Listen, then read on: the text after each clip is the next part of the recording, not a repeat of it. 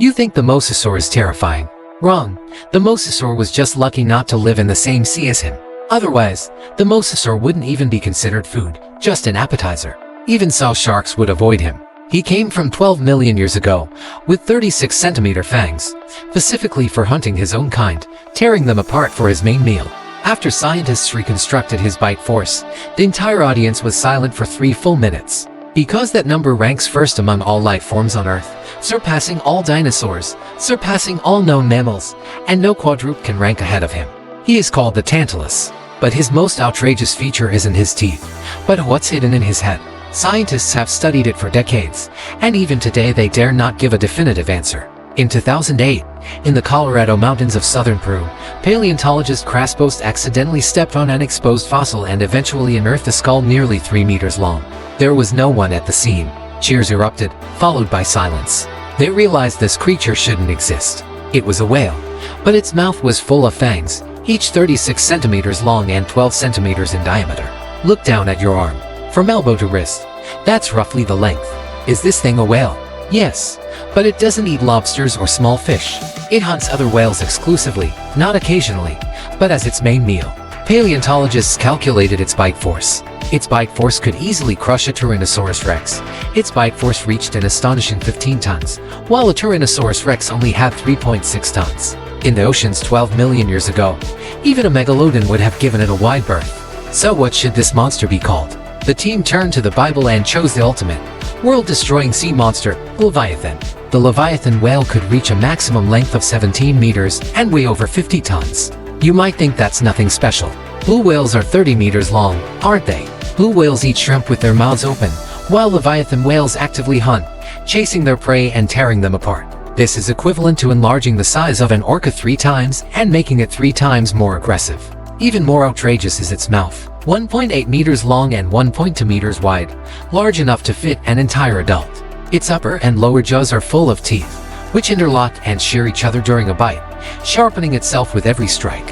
A Tyrannosaurus rex's teeth are about 15 centimeters long. Leviathan whale teeth are more than twice that size. Paleontologists have given it the strongest bite force ever seen in tetrapods. Among tetrapods, including all mammals, dinosaurs, reptiles, and birds, it is undoubtedly number 1. But its teeth aren't its most terrifying feature.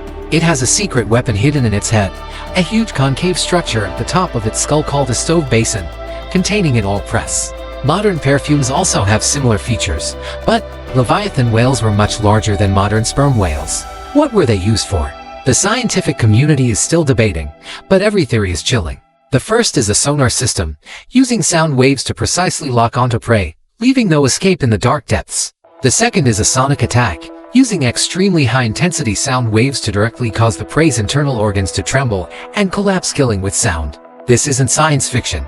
The sound waves of modern sperm whales can already make divers vomit. The third, and most bizarre, is for breaching city walls. In the 19th century, 2 whaling ships were destroyed by sperm whales ramming their heads. The Leviathan whale's head was even larger.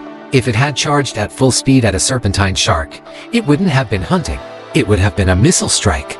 Leviathan whales and serpentine sharks lived in the same ocean during the same period. This leads to an unavoidable question. Who was stronger, the Leviathan whale or the serpentine shark? These two were top hunters of the same era, and the same region, and with the same diet. Leviathan whale fossils were unearthed in Peru. Buried in the same geological stratum are numerous sawtooth shark teeth. Both were caught off guard. Both are the pinnacle of their respective domains. This scene is like putting a lion and a tiger in the same cage and throwing in a piece of meat. Whether the lion or the tiger is stronger is still inconclusive. Sawtooth sharks may have been larger, with the longest estimated at 24 meters, and their bite force was terrifying. However, the Leviathan whale had several advantages that sawtooth sharks didn't possess. It was a mammal, with a much higher endurance than cold-blooded sharks. It had a brain and intelligence, and might even have used sound waves for detection and attack. Its teeth had extremely deep roots, making them much more impact-resistant than shark teeth. Moreover, they hunted in groups. The mainstream scientific view is that adult individuals are likely wary of each other and won't actively provoke each other, but the other's cubs are easy prey. But did you know that the Leviathan whale actually migrated from land to the sea 50 million years ago? It was a 4-legged land mammal, somewhat like a modern hippopotamus, that lived by fishing on the riverbank. This little creature, wading in the water, one day decided to go into the water and never came back up. Its hind legs gradually atrophied, its forelimbs became fins, its spine began to move up and down like a fish, and its nostrils moved from its face to the top of its head. The entire evolutionary process took about 20 million years. 20 million years transformed a land animal into a marine predator. But the key to the story is this: whales, also originating from land, evolved into two groups. One group chose to abandon their teeth, using fine particles to filter seawater and specializing in small shrimp and fish, adopting a strategy of large-scale, satiating consumption. This is the blue whale and humpback whale of today. The other group chose to sharpen and enlarge their teeth, specializing in hunting large prey, adopting a strategy of precision hunting. The Livyatan whale is the ultimate result of this approach. It is similar to modern perfume, close relatives, both belonging to the same spermaceti family.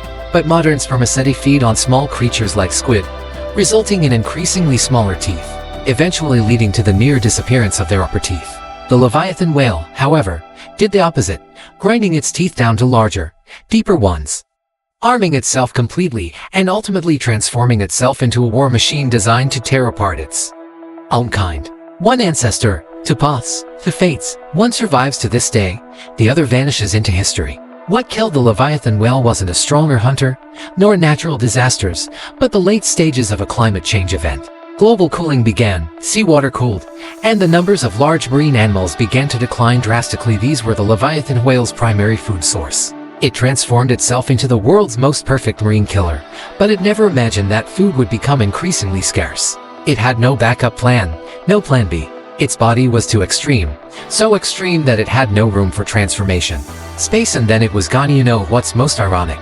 The species that took over the ocean after the Leviathan's extinction wasn't a stronger one, nor one with bigger teeth, but an orca creature only a third its size.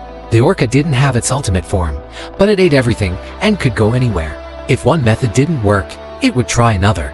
If another place didn't work, it would try a different one.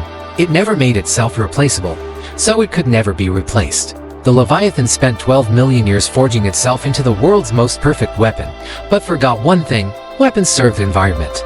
If the environment changes, even the most perfect weapon is only worth exhibiting. The ultimate form is a double-edged sword. It allows you to reach the top, but it also leaves you with nowhere to retreat. 5 million years ago, it disappeared, but it buried this message in the Peruvian desert with its bones. What remains is never the strongest, but the one who best understands how to adapt. This message is for you, and for me.